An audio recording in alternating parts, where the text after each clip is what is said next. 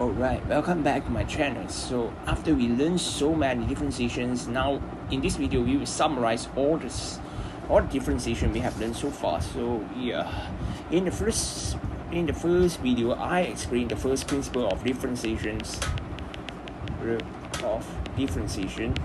which I hope you still remember that f prime x equivalent to limit and delta x equal to 0 del y over del x, or equivalent to limit delta x equal to zeros, where we have the function fx plus delta x minus the fx over the delta x. Here is the first principle. So in the first thing we derive, this is the basic formula I said. So when we differentiate the ax to the power of n, where a is a constant and we bring the n in front, so it become nax, where the original power reduced by 1. And when we differentiate the ax, we get a, because ax is power of 1. When it's minus 1, we get 0. Anything power of 0, we get 1, so it's a. And when we differentiate the constant, of course, we get 0. And ddx sine x equals to cos x, ddx cos x, we get negative sine x. And differentiate tangent x, we get secant square x. And secant, we get secant x, bring back tangent x. Cotangent x, we get negative cosecant x. And cosecant x, we get negative cosecant x, cotangent x. As I said, when we differentiate, the things start with co. We will realize we will end up with a negative. Yeah, here is a negative. Right, so when we differentiate the ln x, we get 1 over x. When we differentiate the a to the power of x, where a is a constant, we will get ax ln a. It's the same goes with the differentiates of exponential power of x, because exponential power of x, we put the ln e here. Ln e will equal balance to 1, so we get back the e exponential to power of x. So for the special case, that is the inverse trigonometric functions. So when we differentiate the tangent inverse x, we get the 1 over 1 plus x squared.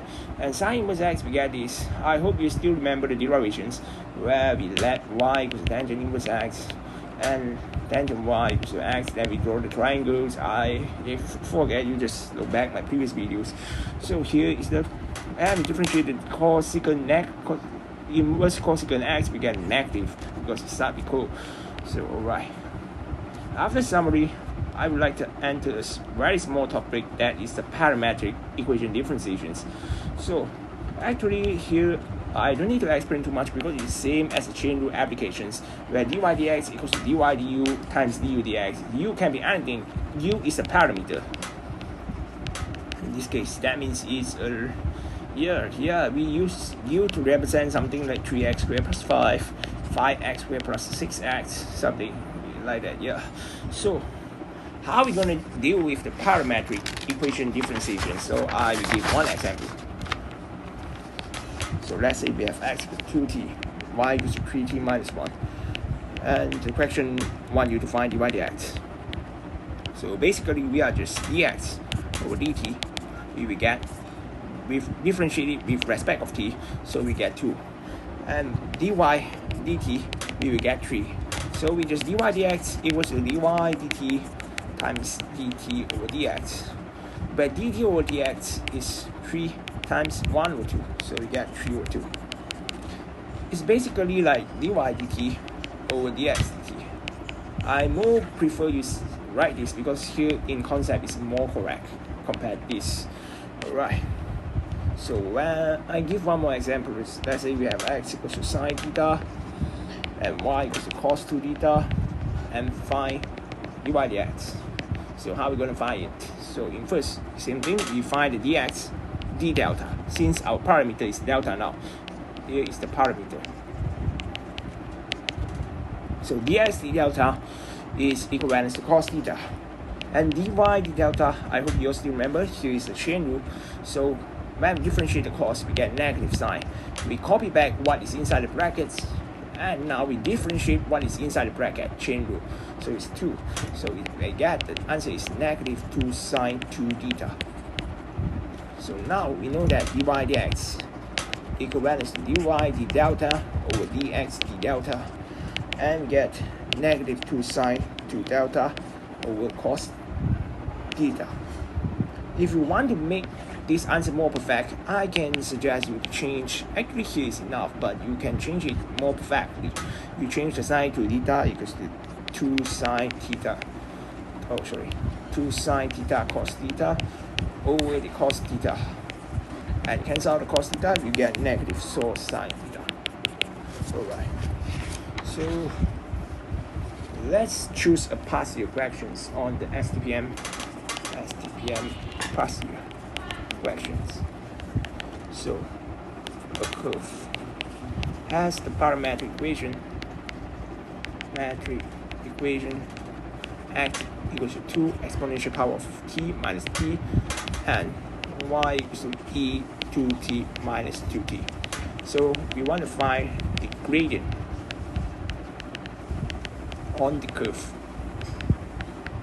with t equals to ln 3. So here is the fractions in STPM partial fractions. So let's see how we're going to solve this question. So the question given a curve has the parametric equations of this and this. So we just take out as I do, I will always take out the information x equals to 2t minus t and y equals to e to the power of 2t minus, here is plus, alright, here is plus 2t. So how are we going to solve it? We just deal with the same thing. dx over dt, we get 2et, and here's differentiate with t, we get negative 1. So dy dt, we will get back here, we differentiate here, we get 2e2t. How I differentiate this? Oh, I think I haven't talked yet, right? Because here, if we have the EFX, then we differentiate the EFX, we will get f prime x EFX. Means that we put the differentiates in front of power, and here we copy back the same things. Alright, I hope you all still remember the derivations I did last time. So yes, so here is plus 2. So dy dx. Actually, what's the question asked for? Gradient of the curve. Actually, the gradient of the curve is represent the dy dx. Why? Let's say I have a graph. So let's say I have graph x.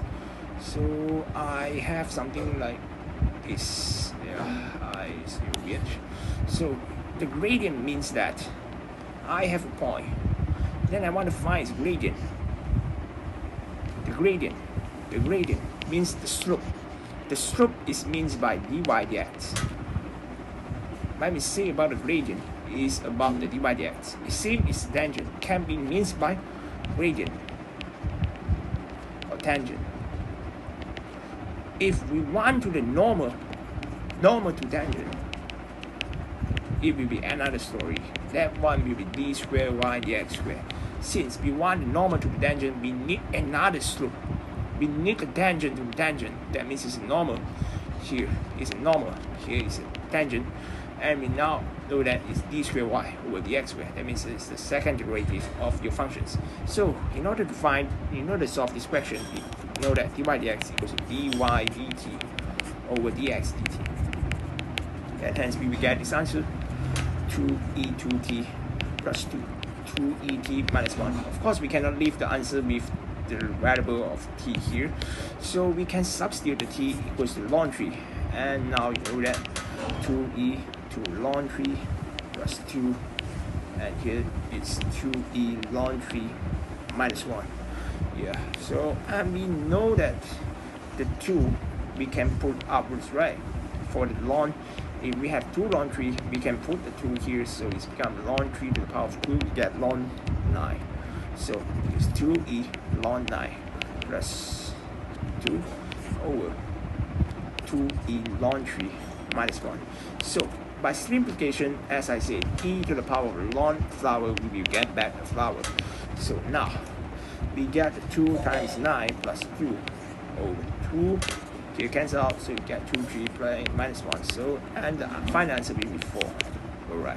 So here's how we solve the parametric equation differentiations. And I hope you all can understand. If you don't understand, you can just PM comment in the chat box, so I will see it later.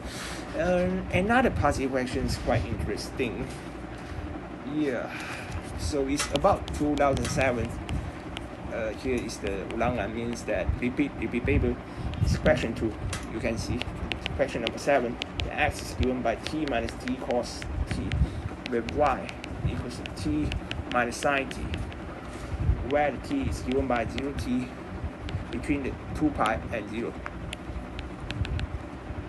So the question asks find the dy dx. So how we solve these questions? So it's the same thing.